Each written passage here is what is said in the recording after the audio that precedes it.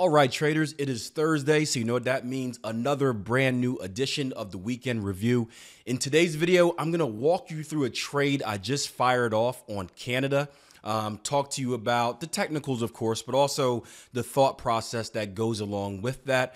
And then also I'm gonna talk to you about my trading week at the very end. It's been a very, very rough week for me. And well, you guys typically like when I explain the psychological hurdles and challenges that I've faced as well. So we'll do a little bit of that at the end, along with talking about equity curves and the importance of portfolio management and whatnot. So all that and more, well, just all that on this week's edition of the Weekend Review.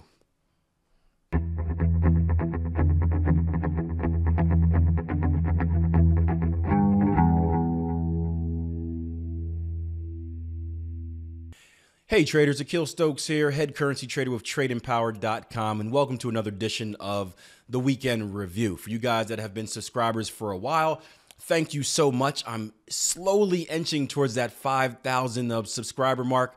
So keep liking, keep sharing this video on Facebook, YouTube, Google+, Twitter, wherever you're at. Keep sharing the video and spreading the word to help me reach that level. I don't know why that's so important to me, but 5,000 seems like a nice number to reach. For those of you that are new, first time watching, do me a favor, just don't watch the first few minutes of it and skip through. Give the entire video a chance. And if you learn something, if you like what you see, please subscribe to the channel. That way you get updated whenever I put out a video. And if you don't like it, well, you never have to click on this page again. No need to leave nasty comments and whatnot. That really takes away from the positive environment that I try to create. So, as I mentioned, I want to take a look at a trade on the dollar CAD that I just took this morning, and it's and kind of walk you through the thought process. Now, for you guys that have been with me for a while, last week, 2 weeks ago, at some point we put out a pretty good trade on dollar CAD, and well, a lot has happened since then. Right now, I'm looking on the 60-minute chart, and I really want to take a look. at the 4-hour first. Let me go ahead and adjust the mic just a little bit. That way my voice doesn't seem too far away. Let's take a look at the 4-hour. Now, bigger picture, we go through the identify, predict, decide, execute process. Bigger picture, here's what we have. Price action has been shooting up. We came to a resistance zone here on the weekly chart. We've retraced back down to our previous minor level of structure right here, and we've essentially consolidated. We've made a move up, we've made a move down, and really haven't done much here on the 4-hour chart. Now, for you guys that are familiar with advanced patterns, or if you're in the syndicate, you know we're waiting on a we're waiting on a bat pattern, which has actually turned to a Gartley pattern. I'll talk about that in a little bit, but just from a pure structure standpoint, we really have nothing that tells us we're in a bearish rotation. So until we get that, and I would need a break and close below structure here, or at least a hold of these highs. Until we get that, all I'm looking for is bullish opportunities. And I talked to my 12-week transformation members and live room members as well about that. There's so much analysis we can do in the markets. There's buyers and sellers at any given point in the Forex market, in any market. And, it's so easy to make an excuse to buy here, buy there. And or buy here, sell there. And when it's so easy to make that excuse, we often go to, emotional based decisions. We feel like we should buy the dollar CAD. Oh, oil said this, oil's going lower, let's buy dollar CAD. Or oil's rallying, let's sell dollar CAD. CNBC said this, I read this on Bloomberg. Any excuse we can think of or use to justify us taking a trade, we will use. So one of the first things we do in that process of our top-down analysis is we want to split the market in half. We want to find out exactly what type of trade we're looking for. Are we looking for a bullish trade? Are we looking for a bearish trade? And once we find out that, we only want to stay on that side of the market. So essentially, we want to split our brains in half, get rid of all of our bearish thoughts in this particular case, and only look for bullish opportunities. And it sounds pretty simple, but you'd be amazed at how much that simple filter can allow you to focus on specific trading opportunities. So the first thing I did was say that I only want to look for bullish opportunities here. I have no interest in bearish opportunities until we break those certain price levels. And what we have recently inside this consolidation, we've been seeing this in a lot of pairs over the last few weeks, is just we have a wedge pattern here. I'm not big on trend lines, so if you're a trend line trader, don't yell at me for not drawing them in exactly. But we essentially have a wedge pattern here, right? We have the market coiling. Boom, retracement. Boom, we're getting smaller and smaller coils until eventually, what do? Eventually, we break out. Well, what happens after that breakout? We retest this level. And I am going to put on my trend line hat for a second, just because it's going to make my case. But if I draw a trend line out here, nope, it's not going to make my case. I thought we'd run right into it. If we do something like that. Anyway, I don't use trend lines. Was trying to get fancy. Didn't really work, but you guys get the point. We broke out of this wedge pattern, and now we're coming back to retest this. And I'm not a wedge pattern trader per se, but if we look at this, what do we have during this wedge pattern? We have higher lows, higher lows, higher lows. This is no different than, really looking at a trend continuation model. And as we come to retest this level, I would expect that we create, once again, higher lows. Now, for you guys that are familiar with hidden diversions, if I go to my RSI and we take our last low, which is right here, and we take our current low, which is right here, you will notice what? I'll give you guys a chance to try and do that while I sip my coffee. You're going to notice that, like I just said, our current low is higher than our previous low. If we take a look down to RSI, what will you notice? Our current low, just barely, our current low here on the RSI is lower than our previous low. That's something we call hidden diversions. It's if you're a counter trend trader that's been through the course, it's the exact opposite of what we teach when we look for counter trend moves. We teach for regular diversions. This is hidden diversions, and it's a sign for trend continuation. So we're starting to align all these factors. We're seeing the breakout of the wedge, right? We should see a retest as support. We're seeing higher lows on price action. A pattern of higher lows should tell us bullish trend. And we're seeing hidden divergence on the RSI, which is also a clue that we can use as to identify a bullish trend as well, or a trend continuation. I say clue because we had the discussion earlier in the live room. There's not just one thing I look for in trading. It's a combination of a lot of things, and that's how I believe you really chop down and find those best opportunities. Not for, I'm only looking for a MACD cross, or I'm only looking for an ABCD pattern. They're good, they're helpful, but by themselves they're not too powerful. And what you should be doing is looking for a combination of different factors all at the same level. I got a MACD cross, add an ABCD pattern completion, that comes in that previous structure. And of course, I'm just using, that as an example, but I hope you guys get the point.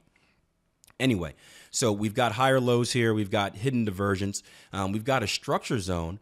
And what we did in the live room this morning was we went down to the 15-minute chart. And I'm not sure if we had news on Canada or oil. We did have news on Canada. I'm not sure how much it affected the market. But we came down here and we saw a very nice pin bar. We talk a lot about looking for areas of buying pressure and selling pressure. Well, this is as good as any. You see the market spike down. We roll down from 2560s all the way to 2460s, a 100 pip move within a few candles. Market gets rejected. Boom. Market tries again, gets rejected. Boom. And then we put in a higher high, higher close. RSI is oversold as well. And now we have regular divergence down here. So we're looking at this level and saying, hey, this is not a bad opportunity to enter. But at the time, due to our rules on structure, the stop loss is just going to be a little bit too far away from my liking to take something this aggressive. And the way I kind of orchestrate my orders is, well, the more aggressive I am in entering the trade, the better the risk reward. So I want to have if I'm going to enter aggressive, I want to have a really small stop.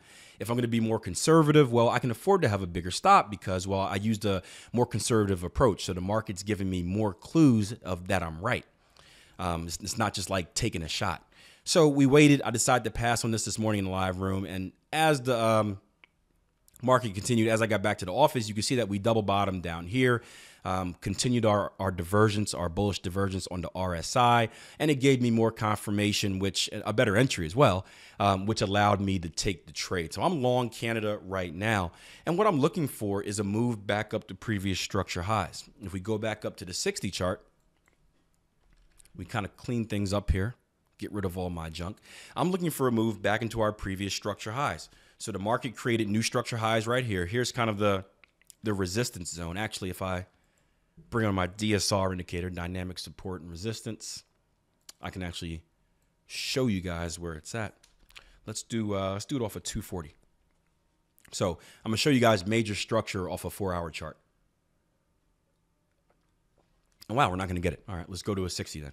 I thought we'd get major structure up there. Apparently not. Let's show you guys major structure based on a 60-minute chart. Bang, there we go. We have our major structure levels right up here. So I would say 126.20s, a zone from 126.20s to 127 flat. And you can see we've hit that zone in the past. So what we're looking at here, risk reward wise, if we just clean things up, risk reward wise, we're looking at a move that goes from an entry at about 124.75. We're looking at very small stops getting below our spike lows here. And we're looking at a potential move all the way across, even if we be conservative, all the way across to this 26-23 area. And you can see it's a rather good risk reward, if I do say so myself. Now, there are some concerns I have with this. I don't like the fact that we have multiple structure levels underneath here.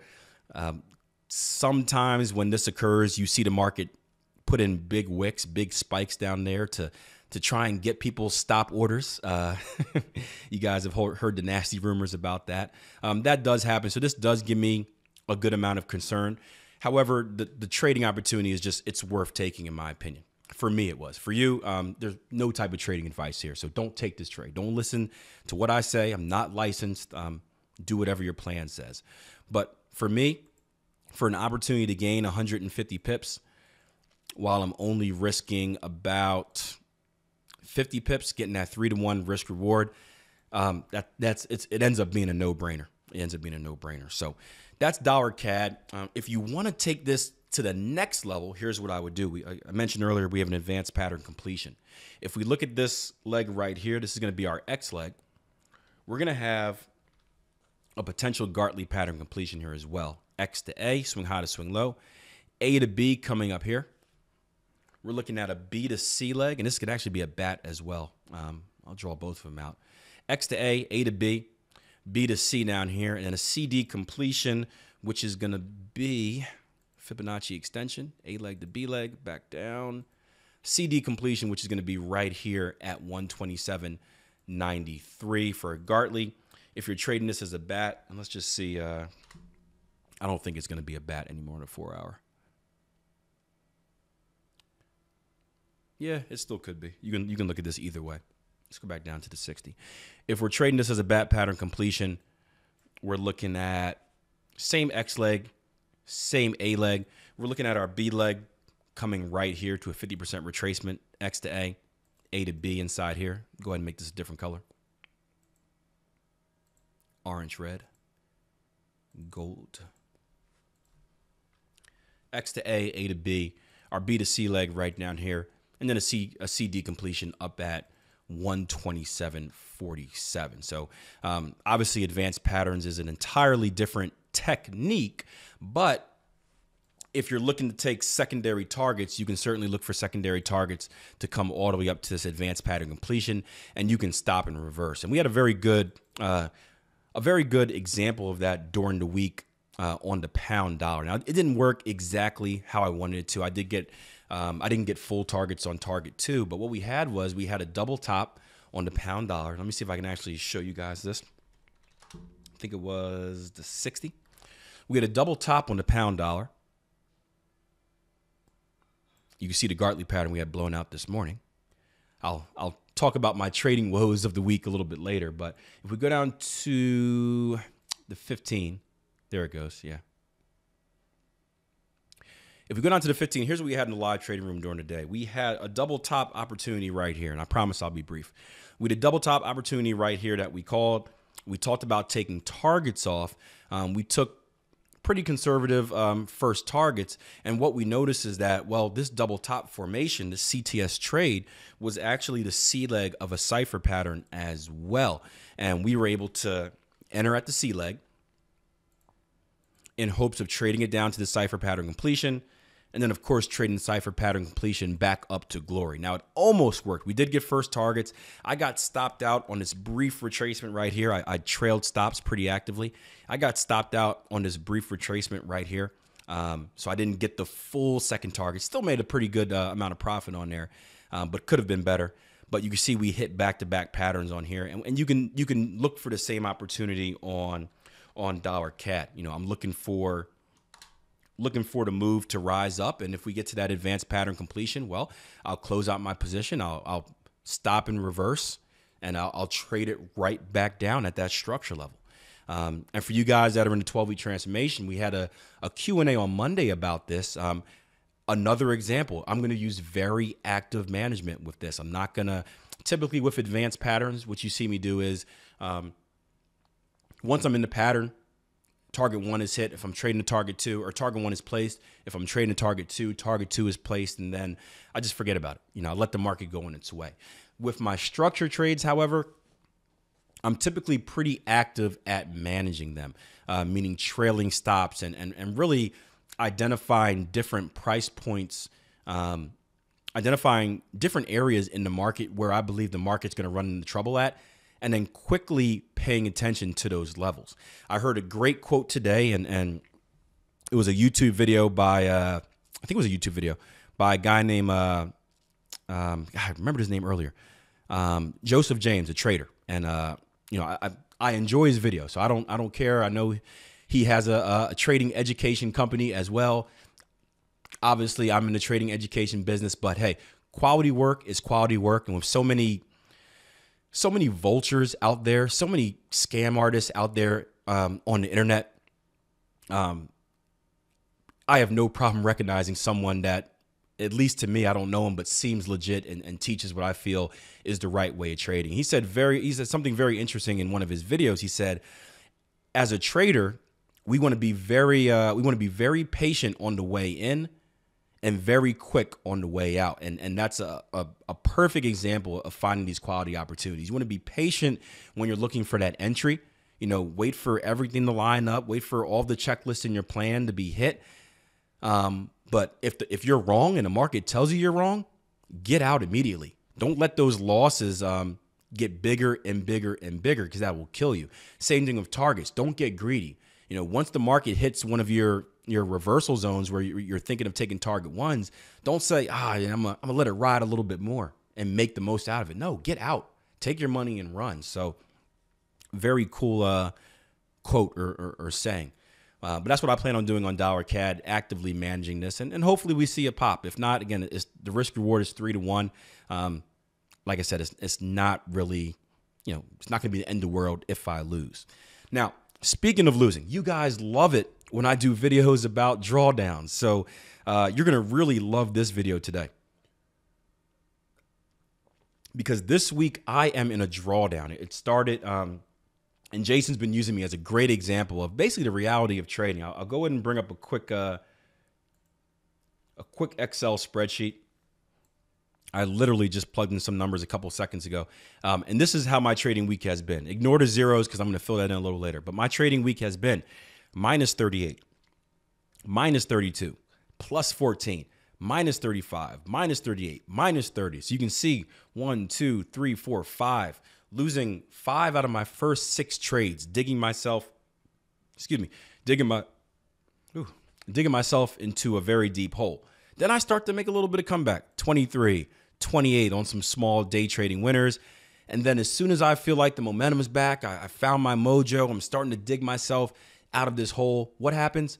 Boom. Negative 35, right? Another loss. And that's one of the most looking in a rookie trader or a newer trader's shoes, looking in their shoes, walking in their shoes, I guess. It's typically that's the point where you see people give up. It's when you get a drawdown, and you've dealt with drawdowns before, and you're feeling bad because you've lost again. You lost 5 out of your last 6 trades, and you're like, I can't do this. The markets are against me. It's not working. I don't know what to do. Usually you send me an email, and I'll say, hey, man, just keep trading the plan. You did all this hard work for a reason. Stick with it. And you're like, okay, Keel, I'm going to do what you say. I'm going to work with it, stick to the plan. And then you go and get your next 2 trades, your next few trades, and they're winners, and you're feeling good again. You're like, this is it. I knew I'd make this comeback. I've dug myself a little bit out of this hole, and I'm feeling good about myself. And right away, bang, you get hit with another loss. And it's just, that's like the final straw. It's just like, that's it. That's the point where you quit. And it's very tough to deal with. It's very tough to deal with. And I wish I had a shortcut for you guys. I wish I had a magic saying that would make it all better, but it just stinks. And really, you have 2 choices. If you're going to be a professional trader, you bite the stick and deal with it. If you're not tough enough, then get out the game. Because it's never going to get, that is always going to happen. You see me. It happens with me all the time. You're never going to get to a point where you're not going to face some type of drawdown. And that drawdown's always going to stink. You're always going to question yourself. The only advice I can give you is that if you can survive it the first time through, or if you can survive it that one time where you're on a big losing streak, and everything looks dark and grim, and you somehow make a comeback and you end the week or you end the month in the black, you got to use that opportunity as use that opportunity as, I guess, proof that you can do it. And once you do it for the first time, it gets easier. It gets easier because in the back of your mind, you know that, hey, I've been here before and I've survived. There is a light at the end of the tunnel. But if you never do that for the first time, you're always going to be that trader that runs into trouble and quits, tucks their tails and just runs away and never gives himself a fighting chance to get back into the game. So you can see I took those losses, fired off a big win this morning on Euro Aussie for about 110 pips, and then recently gave some back, 41 back. So I'm sitting at minus 81 for the week. Not a good week by any means, but it could have been worse. And if I go here and just insert a default line chart, you'll see just kind of the ups and downs of what my week has looked like. Boom, straight landslide down. Started off the week, losses. A little bit of retracement, boom, losses, and then kind of leveled off right down here. And actually, this is where I'll insert the trades later. But you can see starting to dig myself out of a hole. Currently at minus 80, from down at about minus 60. If I can finish the week, minus 40, minus 20, break even, that's a victory. Now, here's kind of the cool part. And for you guys in the syndicate, you know that both Jason and I have been trading sort of a syndicate portfolio. Jason has his style of trading. I have my style of trading. And I don't know why this is, but we seem to hedge each other. When I'm on a losing streak, when I'm kind of in a drawdown, Jason's hot. When Jason takes some big losses, I'm having a hot week. And it's really been a great example. We're not purposely doing it. We're just trading our plans, but it's really been a great example of how a portfolio works. And we always talk about diversifying your trading strategy, diversifying your trading pairs so that you get a smooth equity curve. And when I enter some of Jason's trades in here, just look at the difference it makes. He started off with a negative 28. And then he actually fired off 2 big winners. He had a plus 70 on pound dollar. And he had a plus 246 on the dollar yen. Well, look at that. My equity curve, bad looking. You add his trading for this week into it, boom, it gets nice and smooth. Still a little drawdown in the beginning. But we're ending up in the positive by 200 pips right now with 2 days left of trading. And again, as you take your trading to the next level, do me a favor, learn how to trade first. But as you take your trading to the next level, the importance of portfolio management and being able to avoid that maximum drawdown is key, especially if you're going to go on to manage money. You want to have the smoothest equity curve as possible. You don't need to have, a high return on investment. People that want to invest with you, that want you to manage their money, they don't really care about a high return on investment. At least the serious people don't. They just don't want to lose money. They don't want to see you take their $200,000 account to $100,000 in order to get to $300,000. They'd much rather have you get from $200,000 to $250,000 with only going down to maybe $175,000, and that's the key in money management. So, not the best example in the world, but again, I just want to touch a little bit on the importance of trading a portfolio, the importance of diversification. Again, not only just trading pairs, but trading strategies as well, whether it be Project 221 and structure, whether it be patterns and liberator, whether it be just a day trading portfolio and a swing trading portfolio. It's very interesting to see how they each tend to balance each other out and allow you to have those smooth equity swings instead of just straight shots up and straight shots down. So anyway, that's it for this week. Hope that made sense. You guys know I don't rehearse this video. I kind of just turn the microphone on and talk until I'm done. But we're about 25 minutes in already. So until next time, guys, plan your trade, trade your plan. If you like what you see, again, leave me a comment. I've got some very good comments over the last couple weeks. I don't have them up right now, but I'm sure I'll edit it and put the images on. I'm just glad I can help you guys out. That means a lot to me. So whenever you write a comment that says, "Hey, Keel, I listened to what you say and I've implemented it in my trading and it's been a positive," that's what I do it for, guys. That's the end game. That's the reason I teach. Yes, it's a great way to supplement your income teaching. I'll never deny that. But at the end of the day, I honestly get joy from knowing that I'm impacting others. That's kind of something my dad brought me up on. Just whatever you do in life, always give back. So it's send me those messages. I love it. Don't feel ashamed. Just don't get too mushy. I don't want to get all emotional and stuff. But I will see you guys. I'll see some of you guys tomorrow. I'll see some of you guys tonight.